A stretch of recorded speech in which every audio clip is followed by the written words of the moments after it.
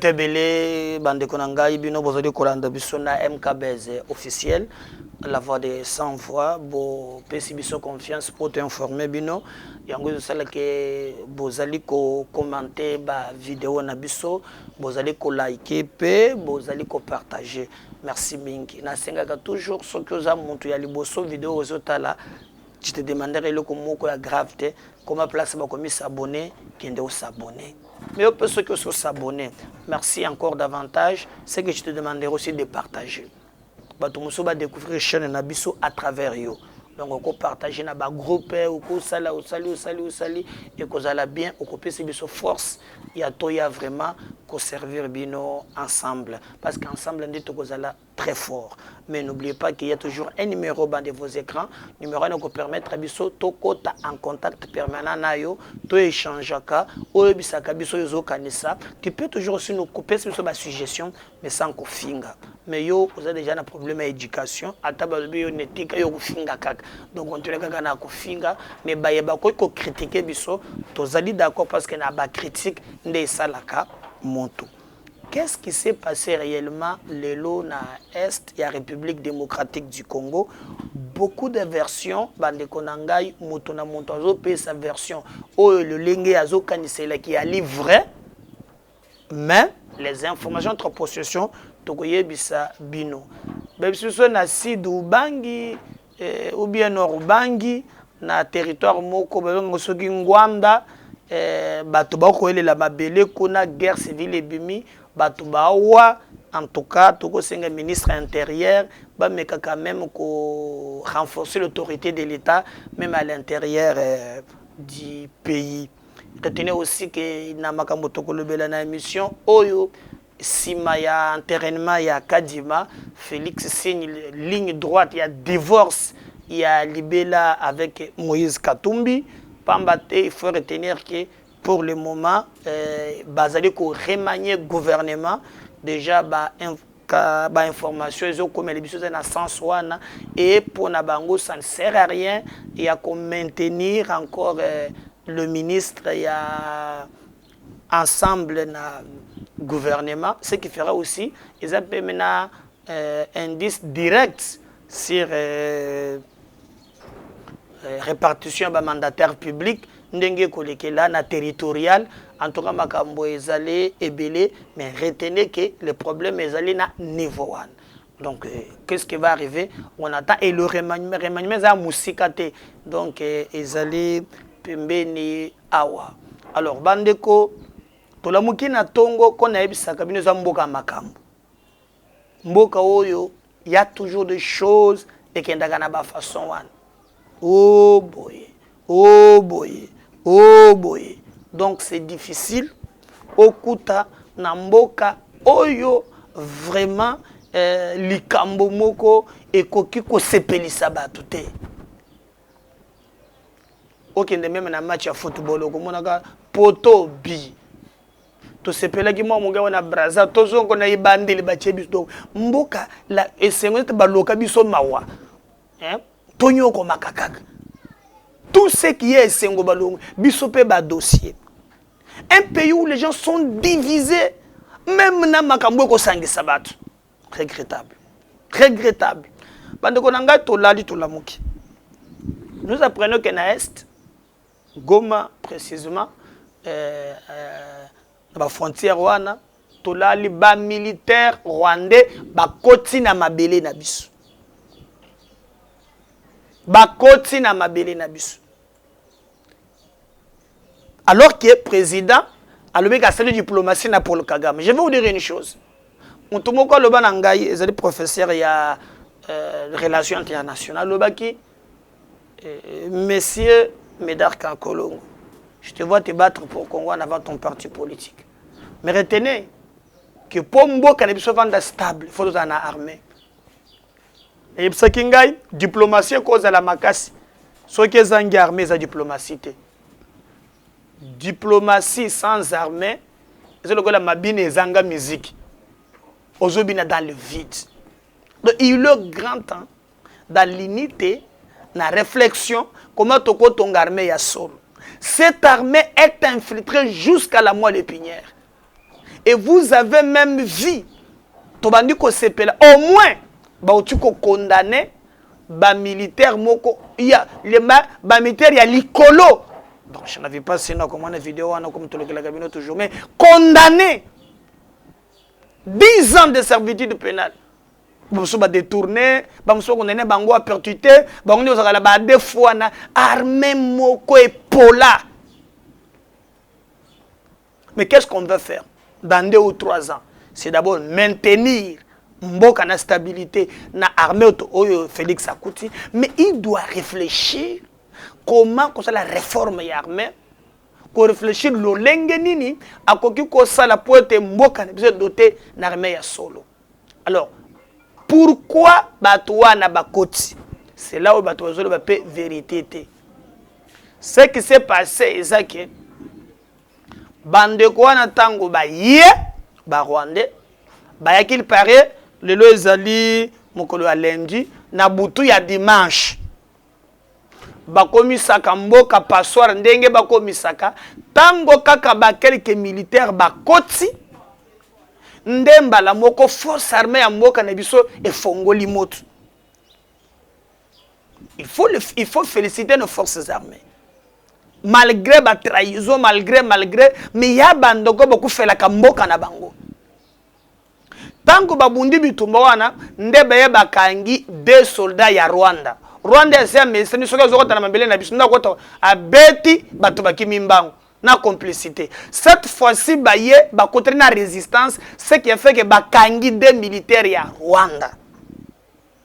Alors, Rwanda supportait comme la humiliation et bimakeno ba armée rwandaise a eu des faits bakangi ba soda na bango. C'est comme ça que Rwanda ke ko renfort. Bozono même na banini wana soda rwandais bayena ba minduki ya minene. Et comme notre armée toujours ba revagabazaka ndambu l'état armée na biso ba koma a Rwanda si à côté de biso nde armée résister bitumba ye bandi na arme lourd. Alors je vais vous lire quand même aux administrateurs et à territoire Ndenga Lobby. On en sait peu plus sur l'incident qui conduit aux affrontements entre les éléments des forces armées de la République démocratique du Congo, FARDC, à ceux de l'armée rwandaise à Buumba, dans le territoire de Nyiragongo, en province du Nord Kivu. Aucune place makambo lekeli Buumba,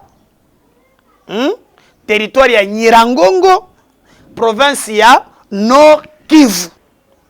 Selon l'administrateur militaire assistant des territoires de Nyiragongo, tout commence par la poursuite de quelques fraudeurs transfrontaliers appelés Chora.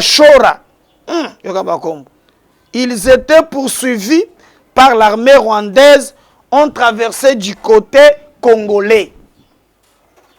Donc, bango bazaka ndenge wana zana batu moko boye o Rwanda ba armée militaire bandaki kolanda kubakobona bango ba shora nde balongwa ki na Rwanda ba yesko ko traverser na kati ya Congo. C'est donc à ce niveau que 2 éléments de l'armée rwandaise ont traversé la frontière et se sont retrouvés du côté congolais. Ceux-ci ont été directement arrêtés et désarmés par le militaire congolais. C'est comme ça que tout le rappelle FDLR, ou FDLR, la force ya bundisaka Rwanda, abete les sens na Rwanda te. Ma bundisaka Rwanda kana Congo. Kabila pendant 19 atiga ya wakaka baboma kabiso. Donc Rwanda ya mesani ata zolonga na Rwanda ti akoti Congo akoti andata mbeto alali. Mais cette fois-ci, ça a changé. Quand nos même il faut voir l'essence, il y a une histoire, mais encourager parce que c'est votre pays. Ça fait de la souveraineté. Tango ba militaire on a Rwandais ba koti, mbala moko, ba telemisi bango, ba désarmer bango. Bon, on a très bien. C'est là que d'autres éléments de l'armée rwandaise sont entrés pour revendiquer la libération de leurs collègues et ont commencé à tirer des coups de feu jusqu'à Bououma, explique le colonel Malo Saboma, administrateur des territoires de Nirangongo. Celui-ci rassure tout de même que la situation est calme et que la population regagne leur village. Les autorités militaires sont sur place avec nous et la situation est redevenue calme. La population commence à regagner leur domicile. Je crois quand même que Bozui, moi information vrai, andor il y a un tox, il y a qui fanatisme, bisoto lukaka kopesa bino vraie information. Donc incident et salami lelo entre les forces armées na ba Rwandais, pour retenir que et salami d'abord à Bououma dans le territoire de Nirangongo, la province ya Nord Kivu.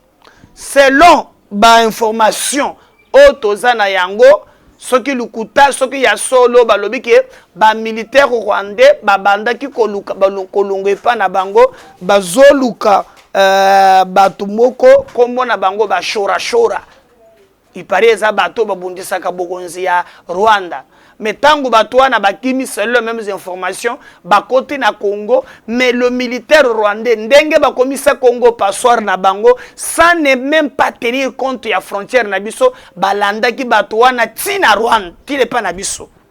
Alors nos forces armées Monique, ça ne peut pas se faire, ça ne peut pas continuer bakangi ba militaire wana ba désarmer bango. Et tant que ba désarmer bango, ndesiko renfort ya Rwanda obozo kawana na kidi baba koti pour être baba ndoko bondisa ba militaire na biso. C'est ainsi que Minduki bandi ko beta ba militaire na biso ba revendiquer et les informations de notre possession, tous les militaires rwandais ont été maîtrisés.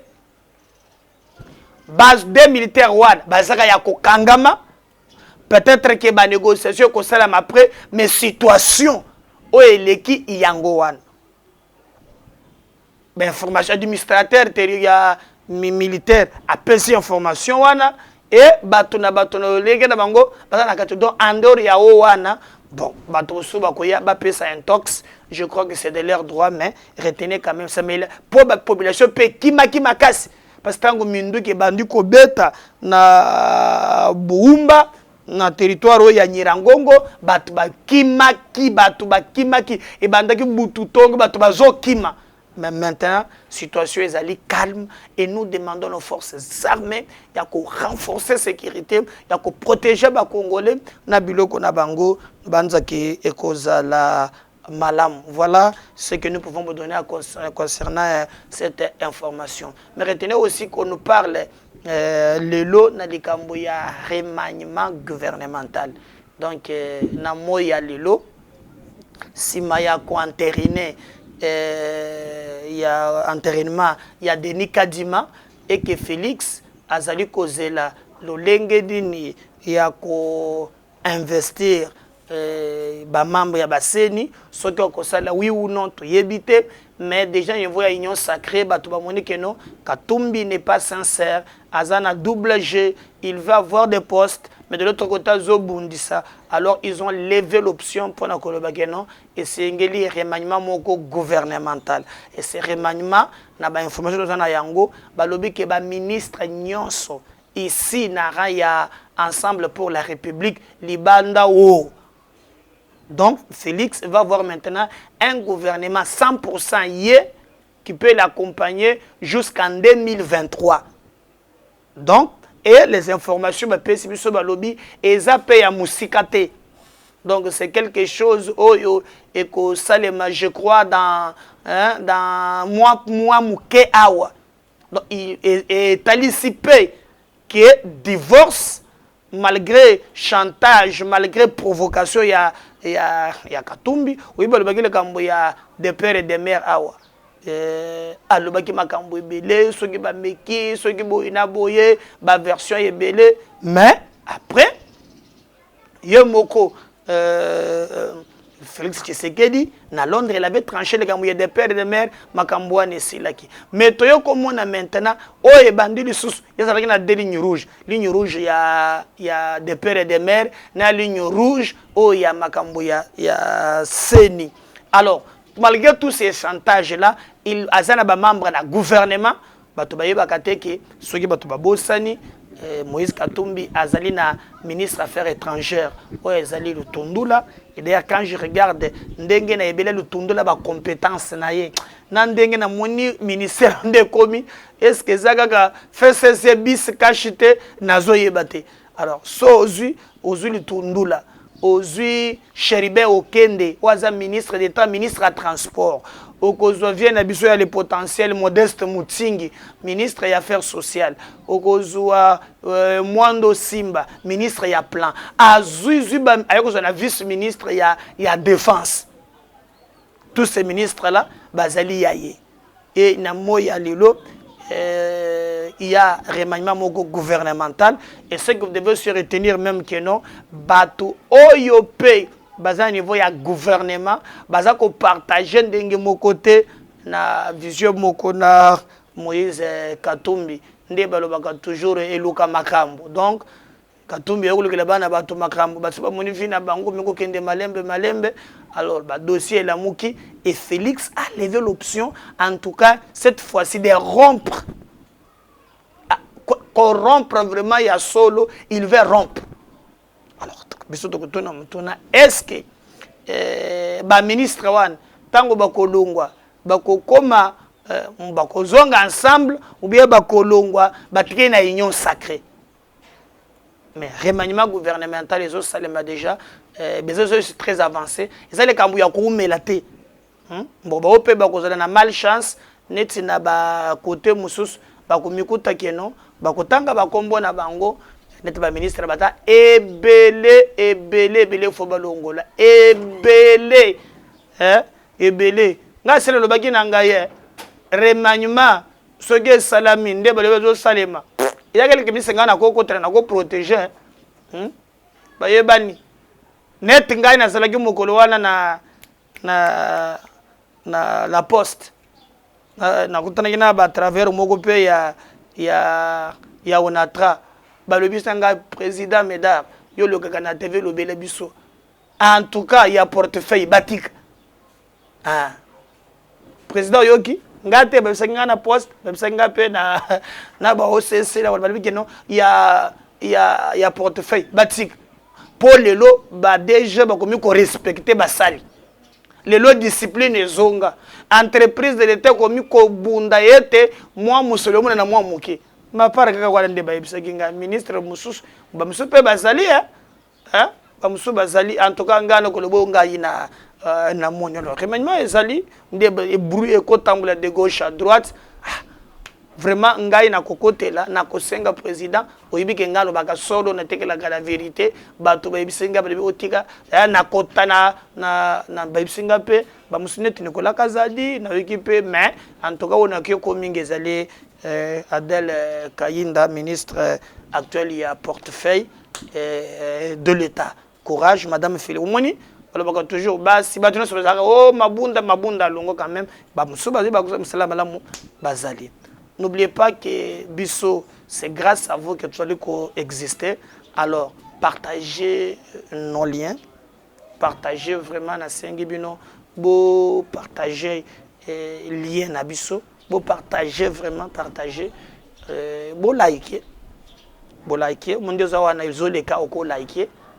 Mais au coquipé ko tekela biso commentaire na yo numéro ezali affiché bas d'écran ezali numéro na biso donc tokoki kokota na yo en direct dans le baki toujours suggestion na visa très important contribution na visa très important numéro WhatsApp visa très important pesa biso le lenge ozali komonela makambo mais pas na mafinga mais le lenge ya collaborer parce que nous avons que ces pays que Dieu nous a donné en dehors de ces pays. Nous avons des divergences, oui, mais ce qui nous unit est plus fort que ce qui nous divise. Et ce qui nous unit, c'est le Congo. À la prochaine.